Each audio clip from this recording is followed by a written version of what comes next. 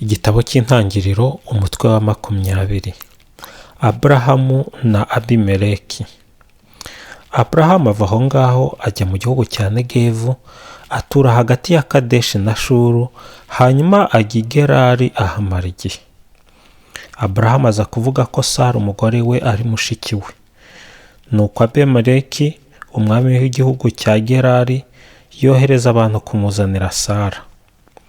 Ariko Imana isanga Abimeleki mu nzozi nijoro, iramubwira iti ugiye gupfa uzize umugore wacyuye kuko afite umugabo. Abimeleki yari ataramwegera. Nuko aravuga ati Nyagasani, ese uzanyica n'abanjye bose kandi turi intungane? Uwo mugabo ntiyari yambwiye ati ni mushiki wanjye, n'uwo mugore akambwira ati ni musaza wanjye? Ibyo nakoze nabigiranye umutima utaryarya, ndi umwere. Imana imusubiriza mu nzozi igira iti nanjye nzi ko wabigiranye umutima utaryarya, nicyo cyatumye nkumuza kuncumuraho. Niyo mpamvu ntakwemereye kumukoraho.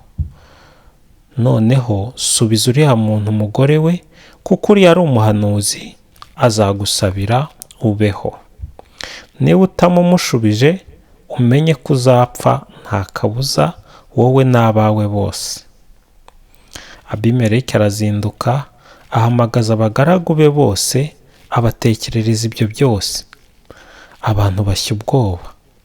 Hanyuma ahamagaza Aburahamu, aramubaza ati watugize ibiki?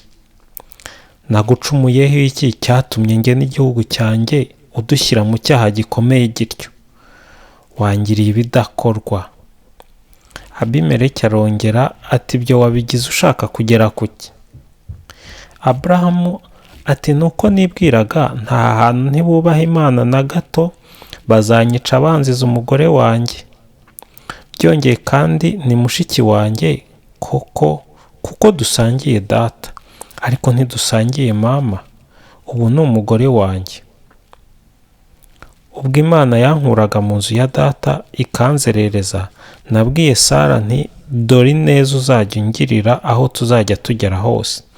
Uzajya uvuga yuko ndi umusaza wawe. Abimeleki azana intama n'inka, abagaragu n'abaja, abiha Aburahamu kandi amusubiza Sara umugore we.